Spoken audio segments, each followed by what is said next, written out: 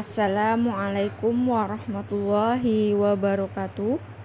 Apa kabar anak-anak semuanya? Semoga tetap semangat dalam belajar meskipun harinya ini masih hujan.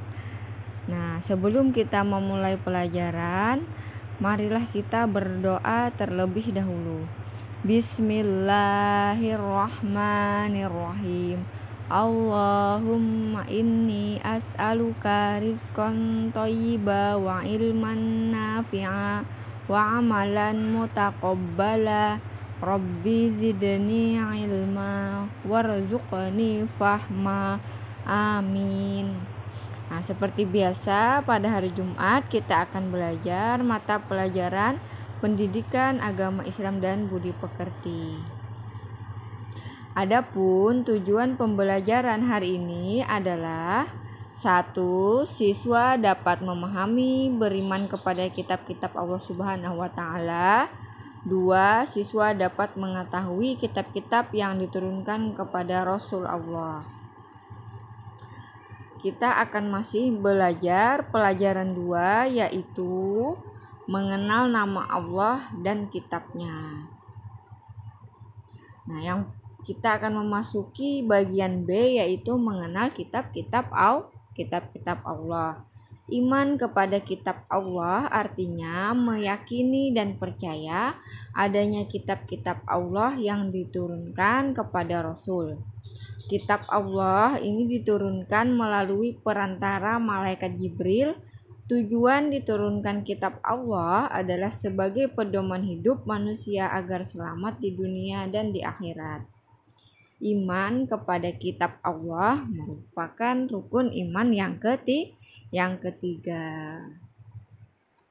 Nama kitab-kitab Allah dan Rasul penerimanya. Jadi yang pertama itu adalah kitab Zabur. Kitab Zabur diturunkan kepada Nabi Daud alaihi salam. Yang kedua adalah kitab Taurat yang diturunkan kepada Nabi Musa alaihi salam. Yang ketiga adalah kitab Injil yang diturunkan kepada Nabi Isa alaihi salam. Dan yang keempat adalah Al-Quran yang diturunkan kepada Nabi Muhammad. Nah, itu ada empat kitab yang harus kita ketahui. Kitab berasal dari bahasa Arab, artinya sesuatu yang ditulis. Adapun perintah dan ketentuan Allah berikan kepada Nabi dan Rasul merupakan wahyu Allah. Jadi kitab yang sudah ditulis ini ada 4, sedangkan wahyu semua Nabi dan Rasul itu mendapat wahyu dari Allah. Nama kitab-kitab Allah dan Rasul penerimanya, lanjutan yang tadi. Yang pertama adalah kitab Taurat yang diturunkan kepada Nabi Musa kurang lebih pada abad 12 sebelum Masehi di daerah Israel dan Mesir. Kitab Taurat menggunakan bahasa Ibrani. Sedangkan yang kedua adalah kitab Zabur diturunkan kepada Nabi Daud ketika beliau menduduki tahta sebagai Raja Bani Israel pada abad 10 sebelum Masehi di tanah Kan'an. Yang ketiga adalah kitab Injil yang diturunkan kepada Nabi Isa sekitar abad 1 Masehi di daerah Yerusalem. Dalam bahasa Yunani, Injil berarti kabar selamat, pelajaran yang baru atau kabar gembira. Dan yang terakhir adalah kitab Al-Quran, mulai diturunkan kepada Nabi Muhammad pada abad 6 Masehi di Mekah. Peristiwa turunnya Al-Quran itu dikenal dengan Nuzulul Quran pada tanggal 17 Ramadan. Terjadi ketika Nabi Muhammad menyendiri di Gua Hira Mekah.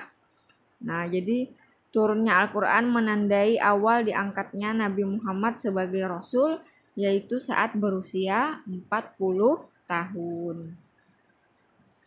Meyakini Al-Quran sebagai kitab terakhir. Nah, karena kita adalah umat Islam, maka kitab suci kita adalah Al-Quran. Al-Quran merupakan kitab terakhir yang diturunkan kepada Nabi Muhammad sekaligus sebagai mukjizat terbesar Nabi Muhammad SAW.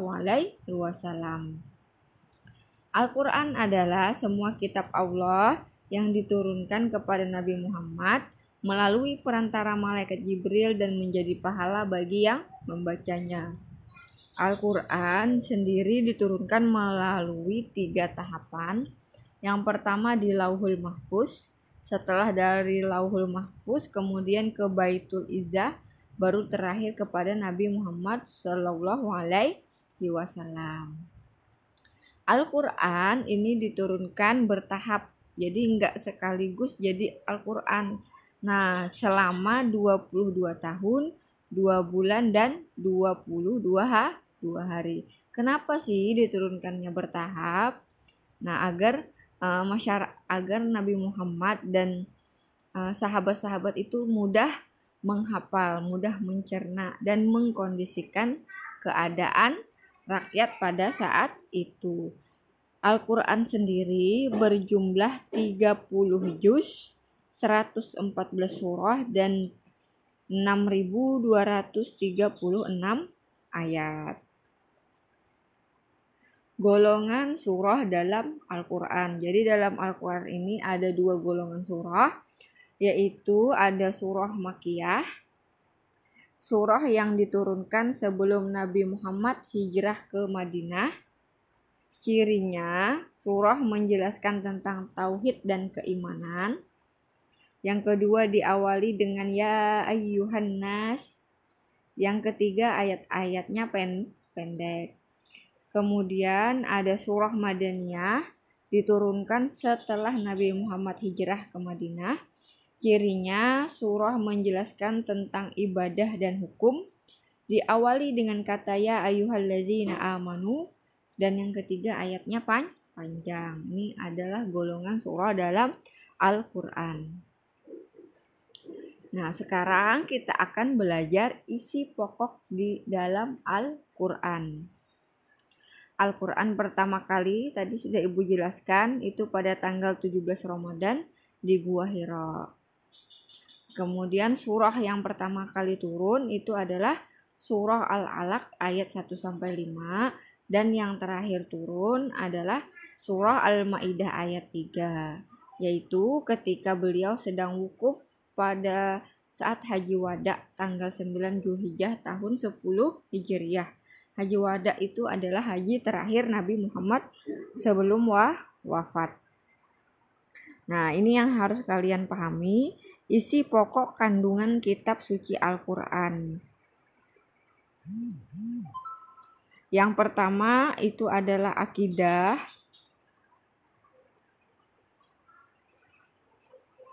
Yang kedua ibadah, yang ketiga syariah, dan yang keempat kisah-kisah Nabi dan umat terdahulu. Jadi pokok Al-Quran ini ada 4 ya, akidah atau keimanan, kemudian ibadah, kemudian syariah, hukum dan aturan yang diterapkan Allah, dan yang terakhir adalah kisah-kisah Nabi dan umat terdahulu.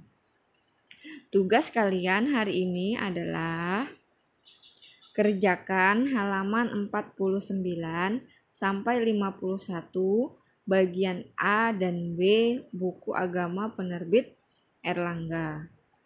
Kalau kalian tidak ada bukunya, maka silahkan di screenshot gambar berikut ya. Nah, ini ada, berilah tanda silang pada salah satu jawaban yang benar. Jadi nanti soalnya ditulis, kemudian langsung jawaban. Jangan lupa tulis soal, kemudian ini lanjutannya sampai 10. Jadi pilihan ganda ada 10. Kemudian yang bagian B juga ada 10. Nah, silahkan di screenshot gambarnya. Udah? Ya, jika sudah, demikian materi pendidikan agama Islam hari ini. Ibu akhiri, wassalamualaikum warahmatullahi wabarakatuh.